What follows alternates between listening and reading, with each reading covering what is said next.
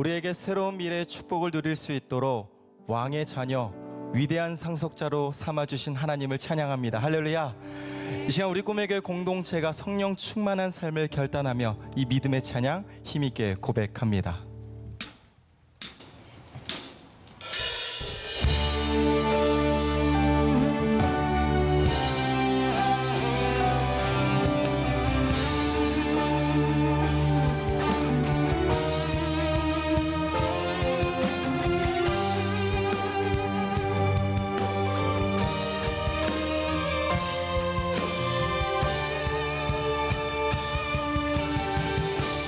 오소서 오소서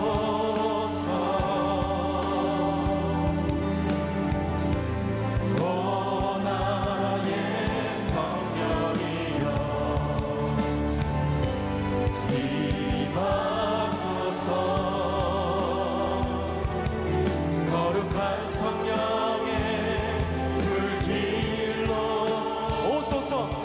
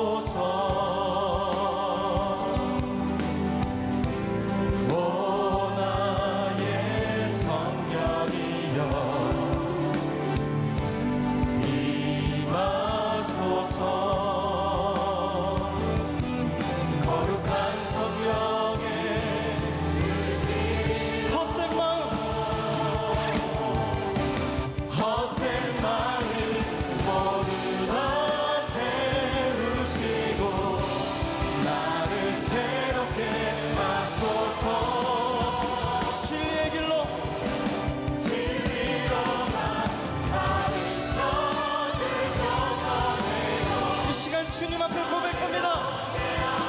성령이여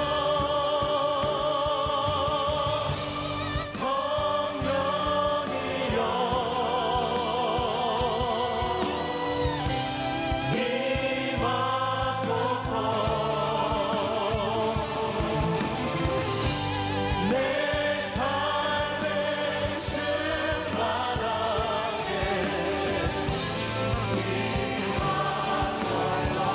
성령이여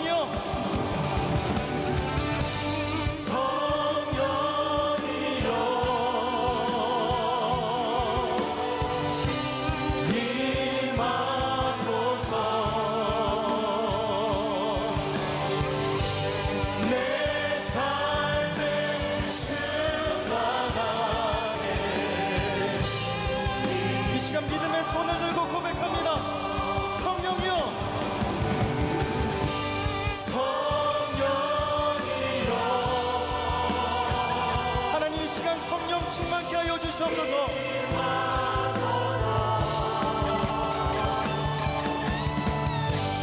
내 삶에 충만하게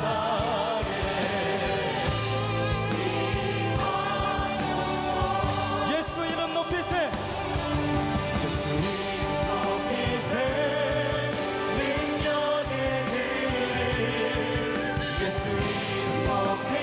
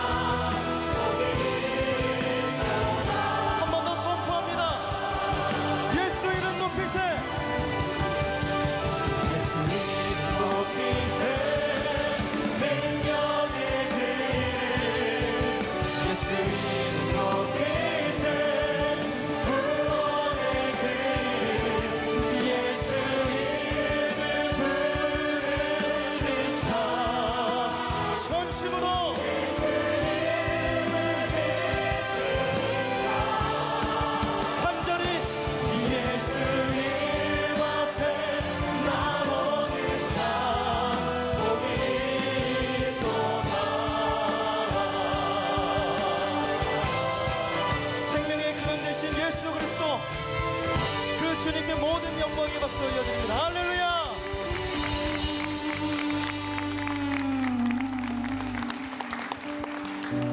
우리가 방금 찬양으로 고백했던 것처럼 예수 이름 앞에 나오는 자, 또 그 이름을 믿는 자, 그 이름을 부르는 자에게 하늘의 신령한 복을 넘치도록 부어주신다고 하나님 약속하셨습니다. 믿으십니까? 이 시간 그 주님 없이는 한순간도 살아갈 수 없다라는 이 간절한 고백, 우리 힘있게 박수하며 우리 공동체가 계속해서 찬양합니다. 할렐루야.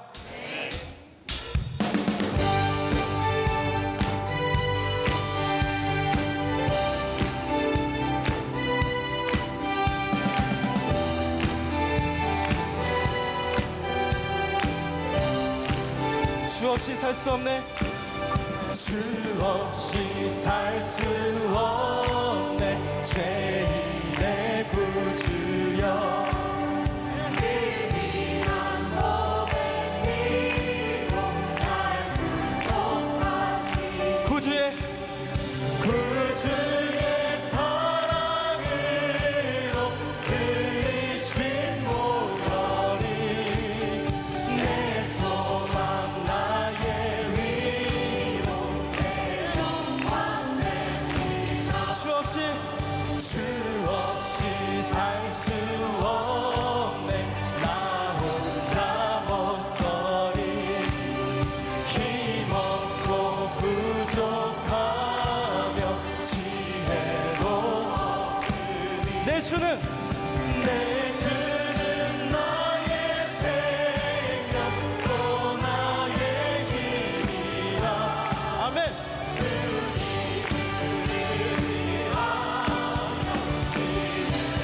우리 힘있게 박수합니다. 오직 예수 그리스도께 우리 인생의 모든 소망이 있습니다. 믿으십니까? 주 없이 살 수 없네. 내 주는 아신다.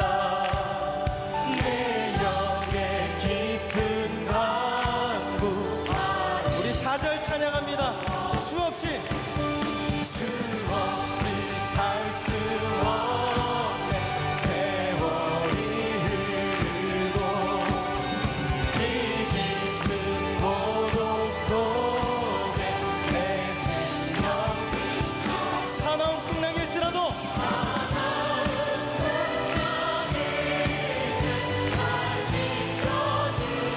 주님은 언제나 함께 하십니다.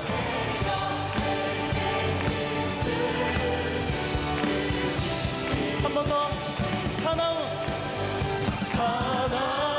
풍랑일 때 날 지켜주시고 내 곁에 계신 주님. 우리 마지막으로 사나운 풍랑일지라도 때 날 지켜주시고 내 곁에 계신 주님 되시네.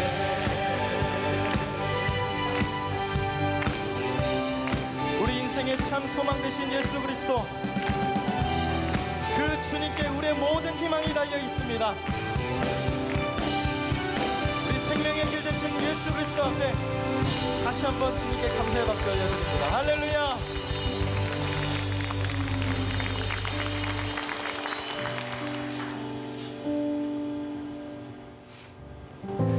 우리가 한 번 더 찬양으로 하나님 앞에 나아갈 텐데요, 지금 우리가 이런 마음의 고백으로 하나님께 이 찬양을 올렸으면 좋겠습니다.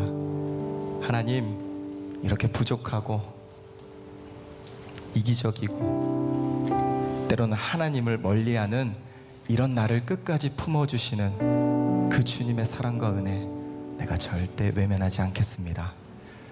우리 하나님 앞에 이 찬양의 고백, 우리 마음을 다하여 함께 고백합니다.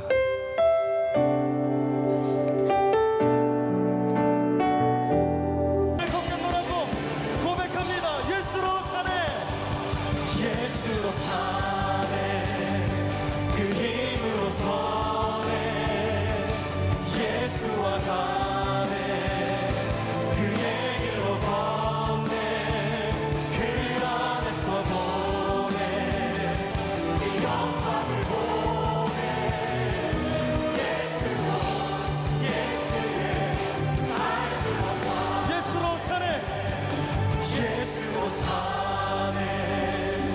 그 힘으로 서네 예수와 가네 그의 길로 걷네 그 안에서 보네 그 영광을 보네 이제 내 생명의 근원 되신 예수님 그 주님을 끝까지 따라가겠노라고 이 시간 더욱 소리 높여 예수로 사네 그 힘으로 서네 예수와 가네 그의 길로 걷네 그 안에서 보네 그 영광을 보네 예수로 우리 주실 말씀 기대하며 함께 전심으로 기도합니다. 다 함께 기도합니다.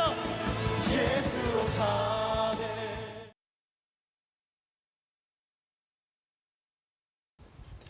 우리가 보통 카페나 도서관이나 아니면 심지어 교회 예배라도 공공 모임에 갈 때에 아마 어린 자녀들을 둔 부모님들은 굉장히 당혹스러울 때가 많을 것입니다. 지금 몇 군데 유아실에서 함께 예배드리는 우리 부모님들은 아이들이 엄마 말을 듣나요? 아빠 말을 잘 안 들어요.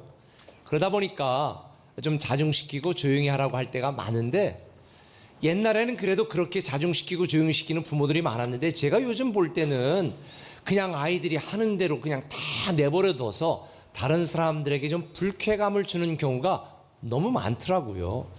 근데 저도 두 아들을 키우면서 그런 경우들이 있었습니다. 그러다 보니까 제가 공공장소에 가거나 그러면 아이들에게 아들 조용해. 애들이 말을 듣습니까? 어릴 때는 공공 예절이라는 게 뭔지 모를 때니까 2살, 3살, 4살, 5살 아무튼 그런 때에 막 천방지축으로 장난치거나 놀잖아요. 그러면 제가 명색이 목사인데 너 조용히 안 해? 이렇게 할 수가 없잖아요. 아들 조용히 해야지. 아들 가만히 있어야지. 애들이 말을 듣나요? 안 들어요. 그래서 제가 고민 중에 기도하다가 한 가지 아이디어를 얻었습니다. 그래서 그 다음부터는 아들 조용히 해야지. 그런데 싫어. 그리고 막 놀고 그럴 때 아들 타임아웃 그래요.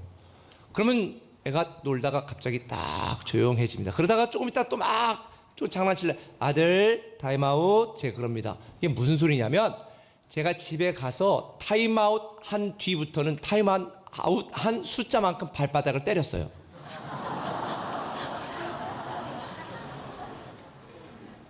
그래서 어릴 때 가서 이제 그러고서는 아빠 잘못했어요. 뭐 어릴 때 아주 어릴 때니 그럴 때 아니야. 아빠가 타임아웃 몇 번 했어? 3번.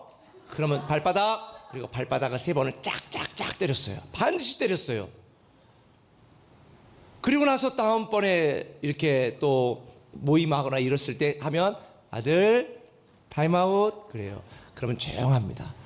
근데 지가 막 놀고 싶으니까 어리니까 그래서 또 장난치면 아들 타임아웃. 그래도 말 안 들을 때 타임아웃. 그럼 집에 가 3대를 때리는 거예요.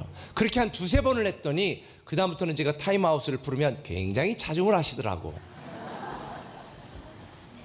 사실 우리가 살면서 기회가 주어졌을 때 기회인 줄 알고 기회를 깨닫고 기회를 인정하면 많은 기회를 또 얻을 수 있게 되어지는데 제가 오늘 본문을 보니까 이스라엘 백성들은요 하나님이 말 좀 들어 이렇게 좀 했으면 좋겠어 수없이 권면하고 말했는데 말을 들었을까 안 들었을까요? 계속 안 들었습니다. 그래서 결국은 이스라엘 백성들은 하나님의 말씀을 안 들은 결과로 인해서 특별히 오늘 본문에 등장하는 남유다 백성들은 바벨론에게 멸망하고 말았습니다. 어떤 성도들은 이런 얘기를 해요. 목사님은 왜 목사님이 아니라 하나님. 갑자기 헷갈렸네. 왜 하나님은 나에게 이렇게 축복하지 않고 왜 하나님은 나를 이렇게 방관하시지? 이렇게 하나님께 대하여 섭섭한 마음을 갖고 있는 분들이 계십니다. 근데 제가 여러분에게 오늘 분명히 말씀드릴게요. 하나님은 여러분들이 하나님의 축복을 누리고 하나님의 자녀의 영적 권세를 갖고 그 특권을 누릴 수 있는 수많은 기회를 주셨고, 여러분이 깨닫지 못할까봐 매주마다 말씀하며 기회를 주는 줄 믿으시길 바랍니다. 오늘도 하나님의 말씀을 주의 종을 통해 대언하면서 하나님의 뜻이 뭔지, 하나님의 기대가 뭔지, 어떻게 하면 우리가 위대한 상속자의 축복을 누리며 살아갈 수 있는지를 이야기하는데도 불구하고 많은 성도들이 그런 수많은 하나님의 말씀을 듣고도 무지해서 깨닫지 못하거나, 어떤 분은 알고도 자기의 삶이 너무 즐거워 무시하는 경우가 참 많습니다. 그런데 이게 영적인 문제만 해당되는 게 아닙니다. 세계적인 기업가 워런 버핏이 가난에 대해서 이렇게 정의를 했습니다. 왜 가난한가? 가난이 무엇인가? 영어 단어로 poor, P-O-O-R, 이 가난이라고 하는 단어의 첫 글자를 따서 이렇게 설명했습니다. 가난이란 passing over opportunities repeatedly. 다시 말하면 가난은 뭐냐? 번번이 반복적으로 기회를 무시해버리는 게 가난이다. 누구에게든지 수많은 기회가 오는데, 어떤 이는 기회가 기회인 줄 모르고, 어떤 이는 기회가 주어졌지만 반복적으로 계속해서 그 기회를 무시하기 때문에 가난한 것이다 라고 그분은 얘기했어요. 물론 다 맞는 말은 아닐 수도 있지만, 성공하는 사람은 기회를 잡은 사람이고 실패한 사람은 주어진 기회를 놓치는 사람입니다. 그래서 그리스 신화에 보면 이걸 아주 재밌게 표현했어요. 이 기회의 신이라고 하는 카이로스가 있는데, 그 그림 한번, 기회의 신 한번 보여줄까요? 이게 기회의 신 카이로스입니다. 근데 참 우스꽝스럽게 생겼잖아요. 앞에는 머리가 잔뜩합니다. 근데 뒤에는 소갈머리가 없어. 대머리야, 뒤에 머리는. 그러니까 기회라고 하는 것은 앞에 오면 딱 잡아야 되는데, 기회가 지나가면 뒤는 대머리라 잡을 수가 없다는 거죠. 그런데 더군다나 양쪽 어깨 뒤에 뭐가 있어요? 날개가 있어. 아하, 기회는 올 때 잡아야지, 지나가면 잡지 못하고 날아간다. 이게 기회의 신 카이로스의 모습입니다.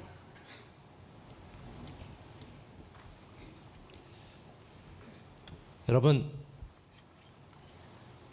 오늘 본문에 소개되어지는 이스라엘 백성들은 하나님이 돌아올 수 있는 기회, 하나님이 택하시고 그 위대한 축복과 특권을 누릴 수 있는 수많은 기회를 주시고 수많은 선자를 통해 그렇게 말씀하셨지만 말 안 들었습니다. 외면했습니다. 무시했습니다. 그리고 결국은 스스로 무덤을 바벨론 민족들에게 포로로 잡혀가는 수치와 고통을 당하게 되었습니다. 근데 하나님은 이런 이스라엘 백성들의 미래를 아시기 때문에 너무 안타까운 마음으로 예레미야 선지자를 통해 마지막 경고를 하시고 최후 통첩을 하셨습니다. 그게 오늘 본문 16절의 내용입니다. 같이 읽어볼까요?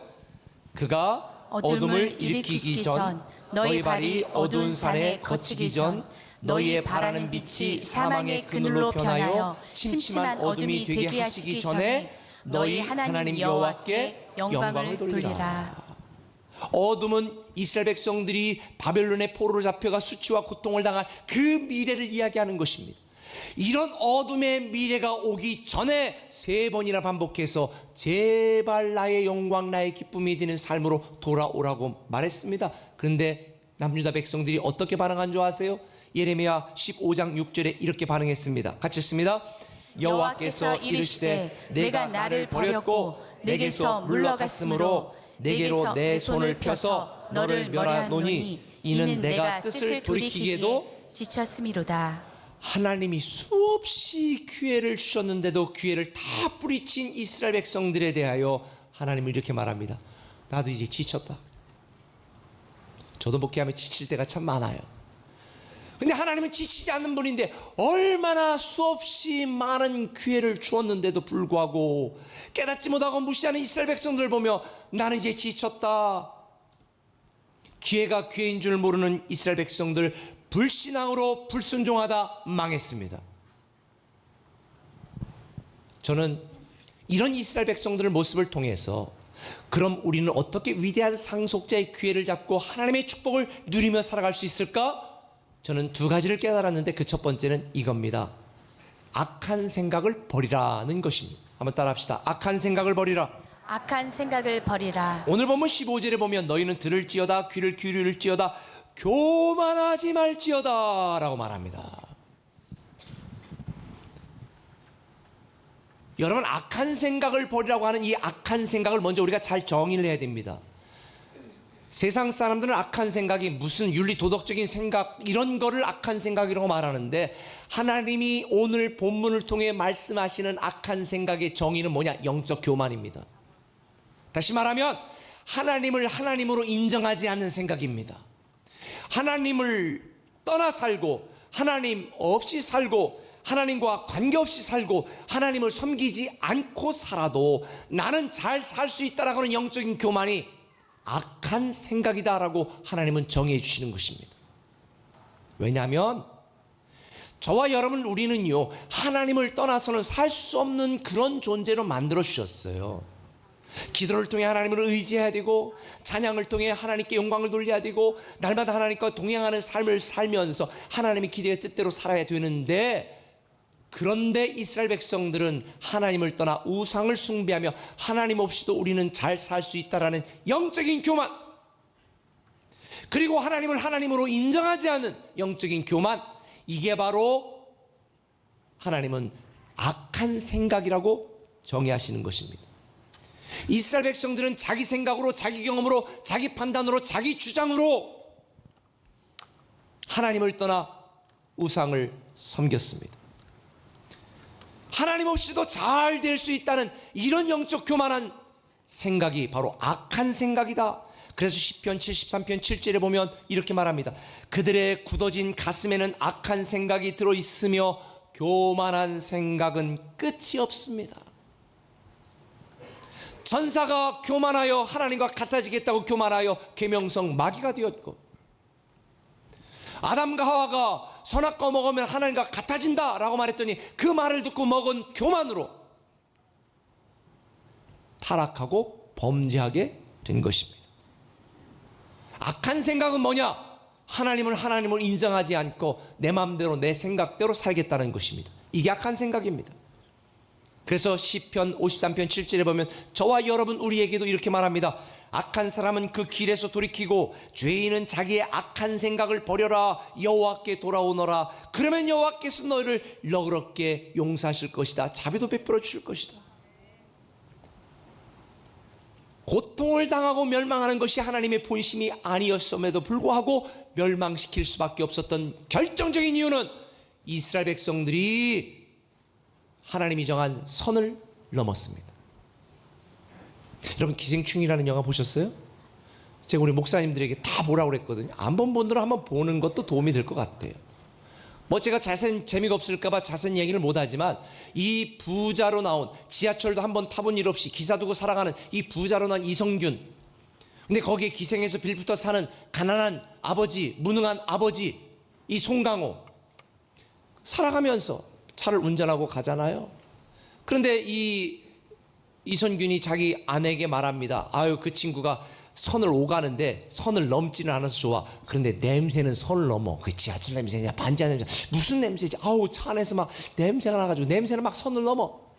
그랬거든요. 근데 마지막에 결정적인 순간에 그 위급한 상황 속에 같이 붙어 있다가 아우, 냄새, 자기를 무시하는 이 한마디 때문에 파국을 맺게 되잖아요. 저는 이 영화를 보면 깨달았어요. 아하, 하나님은 우리가 짓는 모든 불의와 제약을 다 용서해 주시지만 선을 넘은 죄악은 용서를 못한다. 선을 넘은 죄악이 뭐예요? 하나님을 하나님으로 인정하지 않는 거예요. 하나님 없이 내 마음대로 살겠다는 생각, 이 악한 생각은 선을 넘은 것입니다. 그건 용서할 수 없습니다. 오늘날 사단이 성도들의 믿음을 무너뜨리고 교회를 무너뜨리게 하는 가장 치명적인 방법이 뭔지 아십니까? 신뢰를 상실시키는 것입니다. 오늘날 일부 잘못된 그런 목회자들에 대한 이야기를 언론에서, 요즘도 뭐 다 목사는 꼰대 목사처럼 그렇게 여기게 하는 막 그런 뉴스들이 나오잖아요. 그리고 교회 와서 목사는 믿으면 안 되는 존재인 것처럼 막 몰아가잖아요. 그런데 여러분, 이걸 아셔야 돼요. 사단이 목사를 믿지 못하게 하는 건 여러분의 믿음을 무너뜨리는 거예요. 그래서 교회 나가지 말지 마. 아유, 목사 다 그래. 그러니 나 혼자 예배드리지. 그렇게 만드는 교회, 사단의 책동으로 교회 나오지 않고 신앙생활하는 성도들이 참 많아지고 있습니다. 영적으로도 마찬가지예요. 우리가 조금 어렵고 힘들다고 우리를 향해 사랑하시는 하나님의 사랑은 변함이 없고 자기 독생자 예수 그리스도 아들까지 주셨는데도 불구하고 내가 조금 힘들다고 하나님 살아계셔? 하나님 정말 나 사랑하는 거 맞아? 하나님을 의심하게 만듭니다. 의심하게 만드는 건 사단이 하는 짓입니다. 선을 넘게 만드는 것은 사단이 하는 짓입니다. 그 어떤 상황이라도 우리는 하나님을 의심하면 안 됩니다. 하나님은 우리를 사랑하십니다. 목사가 말씀을 전하면 아유, 목사들 뭐 믿을 수도 없는데 저 말 어떻게 믿어? 그런데 성경은 말하잖아요. 하나님은 예레미야 선지자를 통해 이스라엘 백성들의 안타까운 마음을 이야기하시는데 예레미야를 그냥 동네 아저씨 취급을 해버렸어요.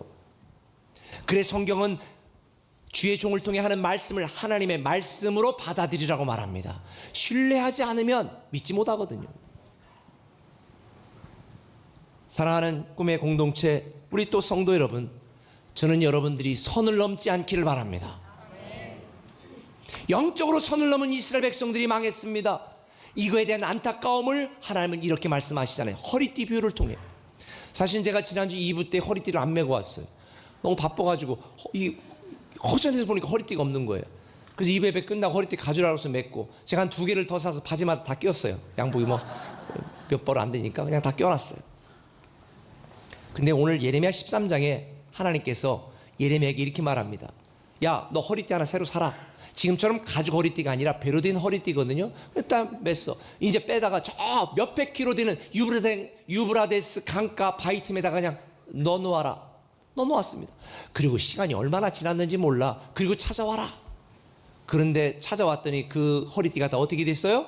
썩었어. 그래서 오늘 예레미야 13장 10절을 같이 한번 읽어보겠습니다. 같이 읽겠습니다. 시작.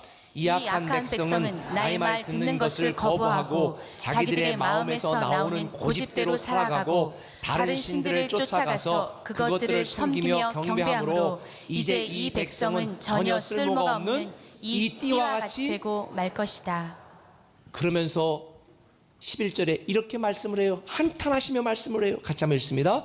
여호와의 말씀이니라. 띠가 사람의 허리에 속함같이 내가 이스라엘 온 집과 유다 온 집으로 내게 속하게 하여 그들로 내 백성이 되게 하며 내 이름과 명예와 영광이 되게 하려 하였으나 그들이 듣지 아니하였느니라. 내가 이 허리띠처럼 내가 늘 차고 다니며 내가 책임지고 나와 함께하는 백성으로 만들었는데 이스라엘 백성들이 썩은 허리띠처럼 쓸모없어 내가 버릴 수밖에 없게 되었다. 얼마나 슬픈 이야기입니까? 저는 여러분이 선을 넘지 않기를 바랍니다. 악한 생각을 버리시길 바랍니다. 하나님 없이는 살 수 없다고 고백하시길 바랍니다. 그래서 히브리서 3장 12절은 말합니다. 그러므로 형제 여러분, 그 어느 누구라도 악한 생각을 품거나 믿음을 소홀히 하지 마십시오. 그런 마음은 살아계신 하나님을 따르는데 방해가 될 뿐입니다. 그래서 시편 16장 2절에 보면 시편 기자는 이렇게 고백했는데 이 고백이 저와 오늘 여러분의 고백이 되길 바랍니다. 같이 읽겠습니다. 시작. 내 영혼이 여호와께 고백합니다. 주는 내 주시니 주를 떠나서는 어디에도 내 행복이 없습니다. 오늘도 말씀을 듣지만 나에게 주신 하나님의 말씀으로 듣지 않고 하나님의 말씀을 말씀으로 인정하지 않는 성도들이 있다면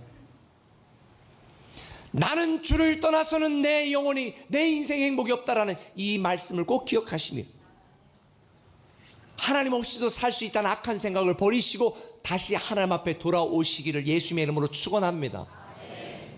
하나님이 주시는 매주마다 주시는 이 말씀을 통한 기회를 절대로 무시하지 마시고 다시 하나님 앞에 돌아와 하나님 안에서 하나님의 허리띠가 되어주시기를 예수님의 이름으로 축원합니다.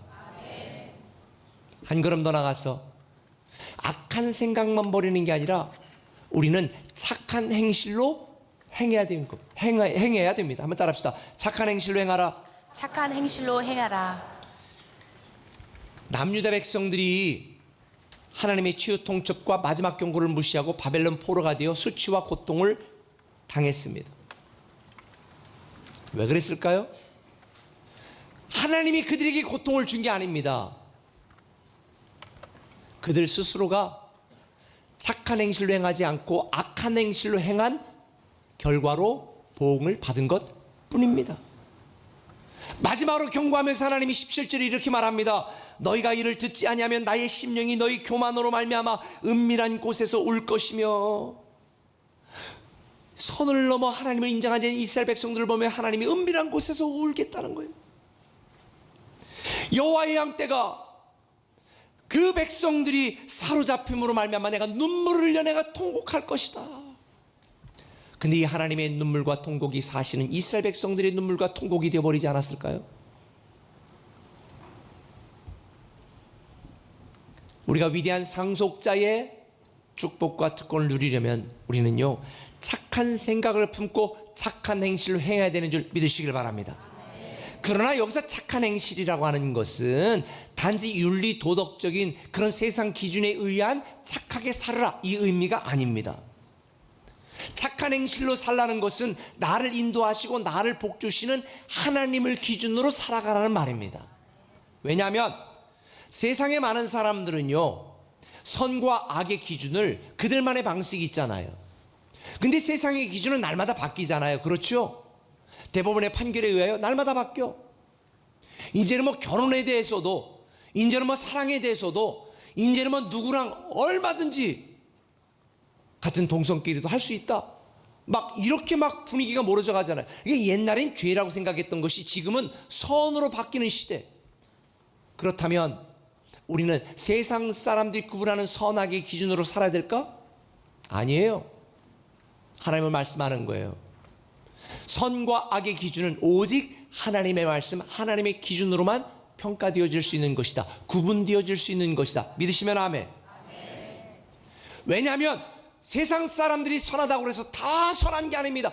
모든 좋은 선은 오직 하나님께로부터만 옵니다. 마가복음 10장에 보면 율법도 지키고 종교적인 열심도 있고 윤리 도덕적으로 거의 퍼펙트했던, 완벽했던 한 부자 청년이 주님께 와 묻습니다. 선한 선생님이요, 내가 무엇을 하여야 영생을 얻을까요? 그때 주님이 선악에 대한 기준을 명쾌하게 말씀합니다. 야, 누가 선해? 오직 하나님 한 분만이 선하시다. 할렐루야.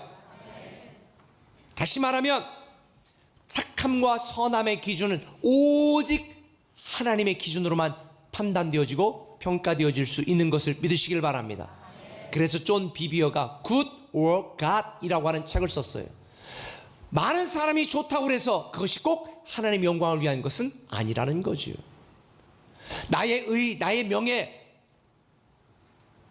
내 체면을 살리기 위하여 다른 사람을 돕고 착한 일을 하는 거, 성경은 말합니다. 디도서에 다 더럽고 깨끗하지 아니한 것이다. 그러나 하나님의 영광을 위하여 사랑하는 마음으로 조그만 어린 아이 하나에게 물 한 그릇 대접한다면, 이것은 예수의 이름으로 물 한 그릇 대접한다면 이것은 굉장히 귀하고 착한 일이다라고 가르쳐 주시는 것입니다. 여러분이 아무리 많은 일을 해도 여러분의 의가 드러나는 일이라면 악한 것입니다. 아무리 사소하고 작은 것이라 할지라도 하나님의 영광을 위하여, 하나님의 목적을 위한 것이라면 그것은 선한 것입니다.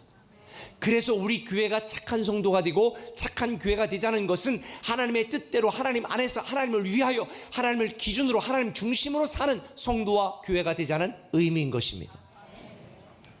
단지 이웃을 도와주고 지역에 많은 착한 일을 하는 이런 착한 교회의 의미가 아닙니다.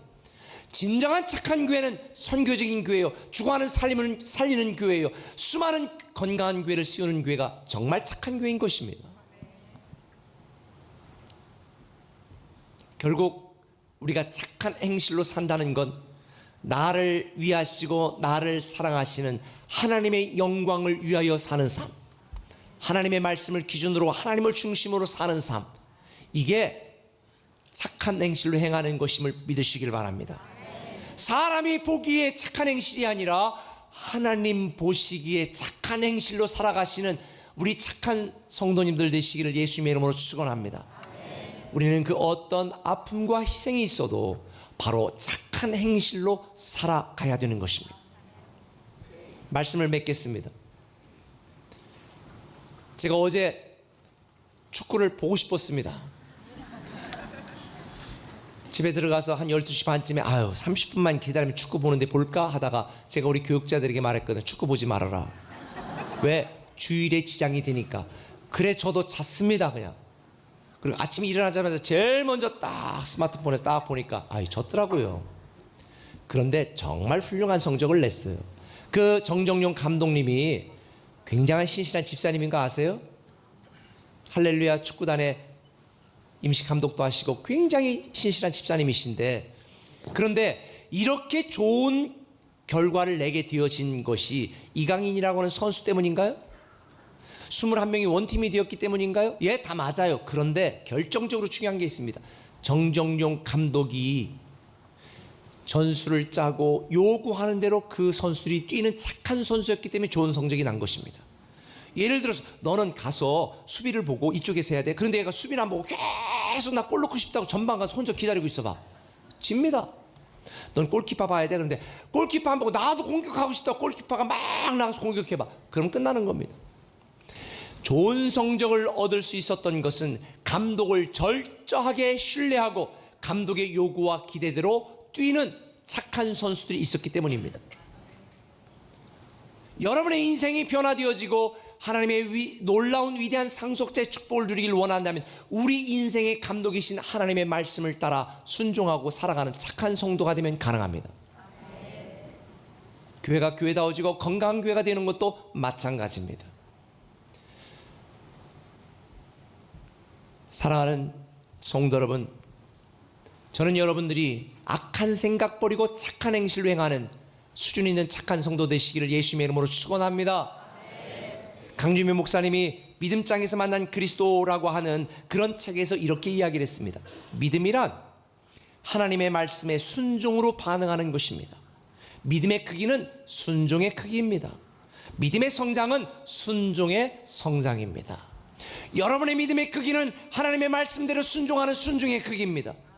여러분의 믿음의 성장은 여러분이 얼마큼 순종하느냐에 따라서 성장하는 것입니다. 저는 하나님의 말씀에 순종하는 착한 성도, 착한 믿음의 소유자, 그리고 우리 교회는 오직 하나님의 영광을 위하여 그리고 하나님의 뜻과 기대대로 이 땅에 하나님 나라를 확장하는 선교적인 교회로 살아가는 그런 착한 교회가 되기를 기대합니다. 저는 저와 여러분 우리 모두가 위대한 하나님의 상속자임을 믿습니다. 하나님 우리에게 매주일 말씀하시며 수없이 많은 기회를 주시는데 그 기회를 놓치는 자 한 분도 없이 그 기회가 기회인 줄 알고 깨달아 준비하여 이 놀라운 축복과 특권을 누리는 저와 여러분 우리 꿈의 교회 되기를 예수님의 이름으로 축원합니다.